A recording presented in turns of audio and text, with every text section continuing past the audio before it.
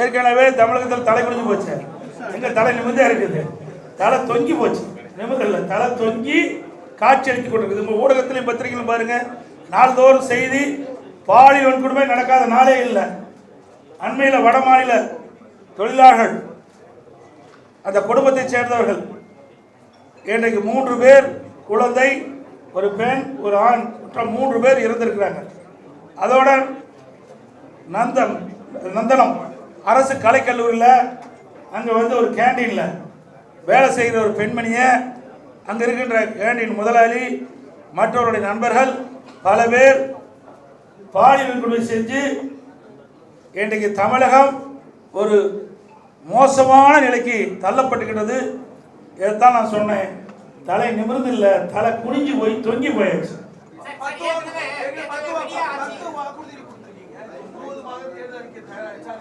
அதாவது படிப்படியாக தேர்தல் அறிவிப்புகள் பொதுமக்களிடத்திலும் வரப்பட்ட கோரிக்கையின் அடிப்படையில் இந்த அறிவிப்பு வெளியிட்டிருக்கிறது. நிறைய அறிவிப்புகள் வந்திருக்குது.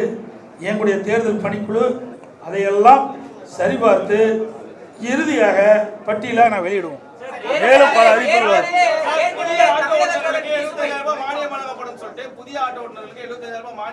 அது வரும், வருங்க. அது அறிவிப்புல எல்லாம் வரும், ஒவ்வொரு அறிவிப்பா வரும். இன்னைக்கு தம்பி கட் ஆயிடுறான். ஏற்கனவே நாங்கள் அறிவிச்சதெல்லாம் ஒவ்வொன்றா அறிவிப்பு வரும். ஏற்கனவே நாங்கள் அறிவிச்சாச்சு, அதெல்லாம் தேர்தல் அறிக்கையில் இடம்பெறும். அது மட்டும் இல்லை, இன்னும் ஆட்டோ ஓட்டுநர்கள் இன்னும் சில கோரிக்கைகள் வச்சிருக்கிறாங்க. அந்த கோரிக்கையிலும் என்னுடைய பரிசீலனை இருக்கிறது. அதுக்கெல்லாம் இறுதி வடிவம் கொடுத்து அந்த ஆட்டோ ஓட்டுநருடைய கோரிக்கைகள் இணைத்து அதோட அறிவிக்கப்படும்.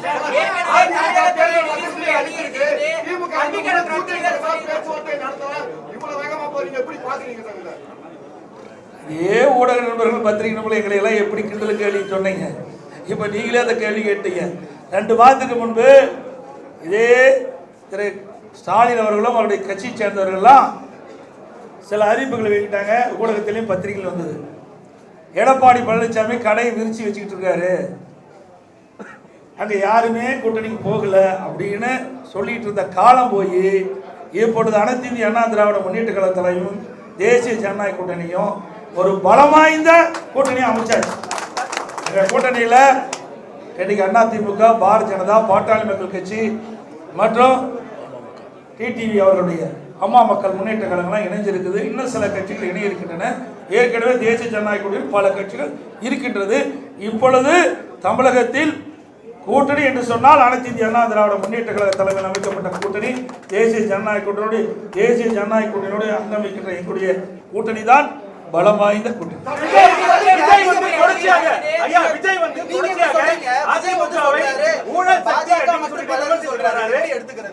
ஏங்க, அவரு வெளியில் பொது வெளியில் பார்த்தா தானே தெரியும். பொது வெளியிலே வரல. 72 நாள் கழிச்சு தான் ஒரு சம்பவம் நடந்து போச்சு. அந்த சம்பவத்தோட்டு 72 நாட்கள் ஒரு கட்சி தலைவரே வெளியே வரல. நாட்டில் என்ன நடக்குதுன்னு தெரியல. எந்தெந்த கட்சியோட கூட்டணி இருக்குன்னு தெரியல. எந்த கட்சி தேர்தலில் தலைமை தாங்கன்னு தெரியல. அதை வச்சே நாங்கள் என்ன செய்யணும்? அவருக்கு ஒன்றுமே தெரியாத போது எங்களை கேள்வி கேட்டால் அவர்கிட்ட போய் கேள்வி கேளுங்க. ஏற்கனவே அனைத்து இந்திய அண்ணா திராவிட முன்னேற்ற கழகம் கூட்டணி அமைக்கின்ற பொழுது ஐசிசி சோழா ஹோட்டலில் தெளிவுபடுத்தினார். மரியாதைக்குரிய மாண்புமிகு உள்துறை அமைச்சர் திரு அம்சா அவர்கள், நானும் எங்களுடைய மூத்த நிர்வாகிகள் எல்லாம் கலந்து கொண்டு முதல் பேட்டியிலே சொன்னார், அனைத்து இந்திய அண்ணா திராவிட முன்னேற்ற கழகம் தேசிய ஜனநாயக கூட்டணி இரண்டும் இணைந்து புதிய கூட்டணி அமைச்சிருக்குது. இந்த கூட்டணிக்கு அனைத்து இந்திய அண்ணா திராவிட முன்னேற்ற கழகம் தலைமை தாங்கும். இந்த கூட்டணி தேர்தலில் வெற்றி பெற்று ஆட்சி அமைக்கும். அதிமுக ஆட்சி அமைக்கும். எங்களுடைய கூட்டணியுடைய வேட்பாளர் இபிஎஸ் தெளிவுபடுத்தியாச்சு. முதலமைச்சர் வேட்பாளர் இபிஎஸ்.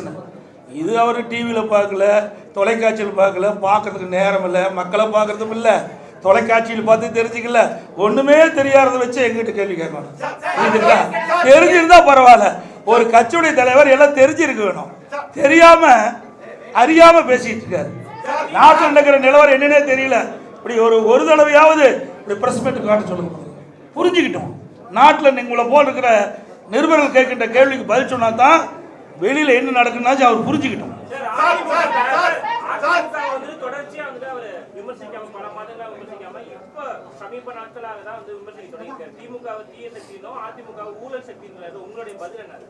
சார் ஊழல்னா என்னன்னு எனக்கு தெரியலையே.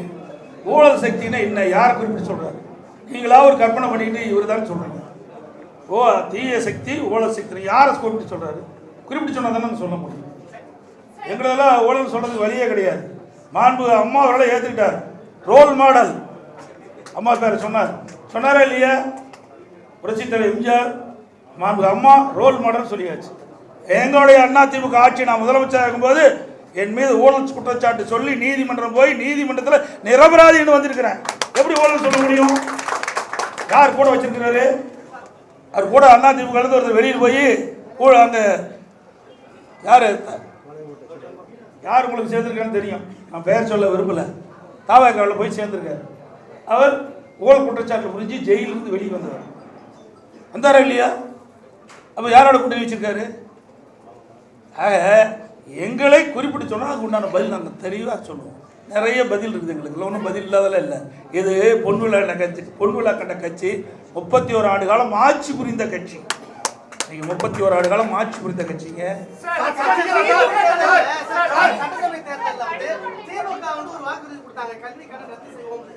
இதுவரை ரத்து செய்யவே இல்லை. அது மாதிரி கேஸ் சிலிண்டருக்கு மானியம் 100 தருவோம் சொன்னாங்க, இதுவரை பண்ணவே இல்லை.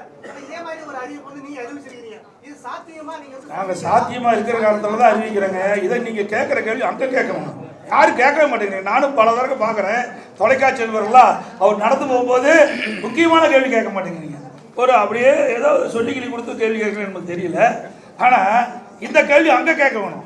எங்களை பொறுத்த வரைக்கும் நான் கொடுக்கப்பட்ட வாக்குறுதியை பெரும்பாலும் நிறைவேற்றி கொண்டு தான் இருக்கேன். அதில் எந்த மாறுபட்ட கருத்து கிடையாது. எங்களுடைய தலைவர்கள் ஏற்கனவே எங்களுடைய தலைவர்கள் இருந்தார்கள், புரியுதுங்களா? இன்றைக்கு மாண்பு அம்மா இருந்தாங்க, புரட்சித் தலைவர் எம்ஜிஆர் இருந்தாங்க.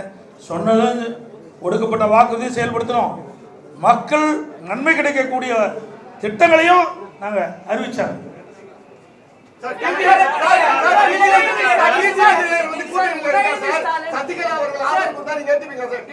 சார் அதெல்லாம் ஏற்கனவே முடிஞ்சு போச்சு, அதை ஏன் திருப்பி பேசிட்டா? சார் நான் ஏற்கனவே தெளிவுபடுத்திட்டேன். திருப்பி கீரல் விழுந்த ரெக்கார்டு மாதிரி கேட்காதீங்க. அதெல்லாம் ஏற்கனவே முடிந்து போன கதை, அதை திருப்பி பேச வேண்டிய அவசியம் இல்லை. உங்களுக்கு பத்திரிக்கை ஊடகத்துக்கு விறுவிறுப்பான செய்தி வேணும், அதனால சொல்றேன். இனி இது மாதிரி கேள்வி கேட்காதீங்க, நான் ஏற்கனவே தெளிவுபடுத்திட்டேன்.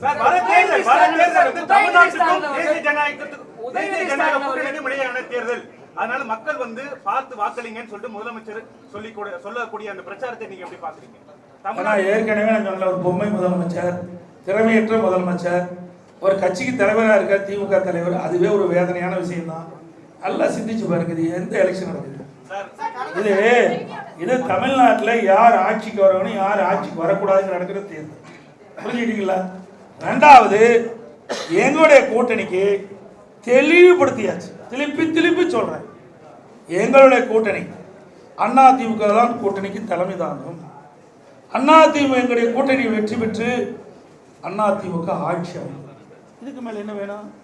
தேசிய கூட்டணி எங்களை சொல்றதுக்கு எதுவுமே இல்லைங்க. எங்க மீது எந்த புகாரும் சொல்றதுக்கு ஸ்டாலின் கிட்ட சரக்கு இல்லை, அதனால வேற ஒருத்தர் பிடிச்சிட்டு சொல்லிட்டு இருக்காரு. இங்க ஆளுநர் அதிமுக ஏற்கனவே முடிவு செய்யப்பட்டு விட்டது. எங்களை பத்தி சொல்லுங்க, நாங்க பதில் சொல்ல தயார். முடியலையே, இருந்தா தானே சொல்ல முடியும்.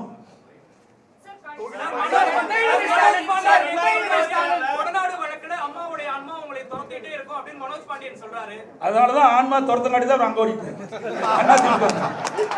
ஆன்மா யாரை துரத்தது பார்த்தீங்களா? உண்மையா இருக்கிறீங்களா? எங்களை ஆசீர்வாதம் பண்ணிட்டு இருக்குது அம்மா, அதனால இங்க இருந்துட்டு இருக்கிறோம். இங்க இருக்கின்றவர்கள் யாரெல்லாம் தவறு செய்தார்களோ, யாரெல்லாம் இந்த இயக்கத்தை துரோகம் செய்தார்களோ, அம்மாவுடைய ஆன்மா அவளை ஆட்டி படைச்சிட்டு இருக்குது.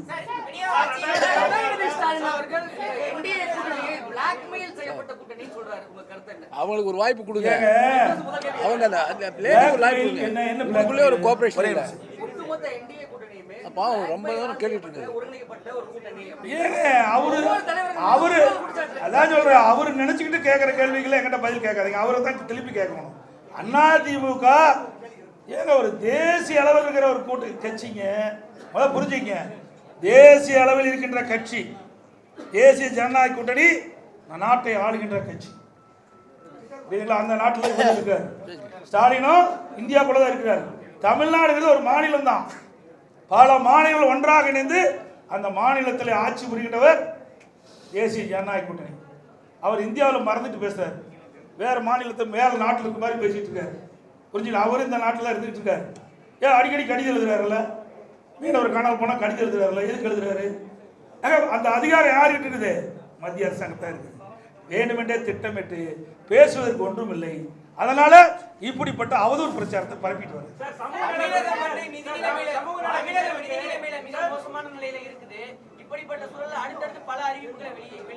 ஏங்க நாங்க ₹1 வருமானம் இல்லாத போதே ஆட்சி செய்த கட்சிங்க அதிமுக கட்சி. கொரோனா காலத்தில் எங்களுக்கு என்ன வருமானம் வந்தது? ₹1 வருமானம் கிடையாது அரசாங்கத்துக்கு. அந்த காலகட்டத்தில் கூட வருவாய் இல்லாமலேயே ஆட்சி புரிந்த கட்சி அதிமுக கட்சி. அதனால வருவாய் பெருக்கி உயர்த்தி நாங்கள் அறிவிக்கின்ற திட்டங்களுக்கு தேவையான நிதிகளை உருவாக்குவோம். கொடுக்கப்பட்ட வாக்குறுதியை நிறைவேற்றி தருவோம். அதெல்லாம் பிறகு சொல்லுங்க சார், இன்னும் நாள் இருக்குது. இப்பவே சொல்லிட்டு என்ன 1 வருஷம் இருக்குல்ல, இல்ல ஒரு 2 மாசம் இருக்குல்ல.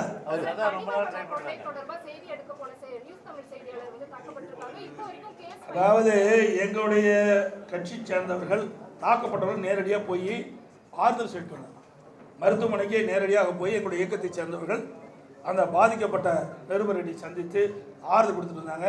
நாங்கள் தான் ஏற்கனவே வன்மையை கண்டிச்சுட்டு இருக்கிறீங்க. நீங்கள் ஊடக நபர்களும் பத்திரிகை நம்பர்லாம் அவர் தூக்கி பிடிச்சிட்டு இருக்கிறீங்க. அதனால தான் உங்களை அடிக்கிறாங்க. புரியுதா? தப்பாக நினைக்க வேண்டாம், யாரும் தவறாக நினைக்க வேண்டாம். அந்த கட்சி அப்படிப்பட்ட கட்சிங்க, திமுக கட்சி அப்படிப்பட்ட கட்சி. தயவு செய்து இனிமேலாவது உண்மை செய்தி வெளியிடுங்க. அன்போடு உங்களை வேண்டிக்கிறேன். உங்களுக்கு ஒரு பாதுகாப்பு கொடுக்குற கட்சி அதிமுக கட்சிங்க. நீங்க திமுக கட்சிக்கு எப்பொழுது பார்த்தாலும் எங்களை பத்தி தான் குறை சொல்லிட்டு இருக்கிறீங்க. இருமுனா குறை சொல்றீங்க, துப்புனா குறை சொல்றீங்க. ஆனா திமுக பத்தி ஒரு குறையும் எந்த தொலைக்காட்சியிலும் வருவதில்லை, எந்த பத்திரிகையிலும் வருவதில்லை. அதனாலதான் அவங்க தைரியமா இப்படிப்பட்ட தாக்குதல் ஈடுபடுறாங்க. நீங்க உண்மை செய்தி வெளியிடுங்க, மக்களே உங்க பக்கம் இருப்பாங்க, உங்களுக்கு மக்களே முழு பாதுகாப்பு கொடுப்பாங்க. இருந்தாலும் அனைத்து இந்திய அண்ணா திராவிட முன்னேற்ற கழகத்தை பொறுத்த வரைக்கும் உங்களுடைய ஊடக நண்பர்களுக்கும் பத்திரிகை நண்பர்களுக்கும் நிருபர்களுக்கு எப்பொழுதும் பக்க பலமாக இருப்போம். அது எந்த மாற்று கருத்தும் கிடையாது. அனைவருக்கும் நன்றி, வணக்கம்.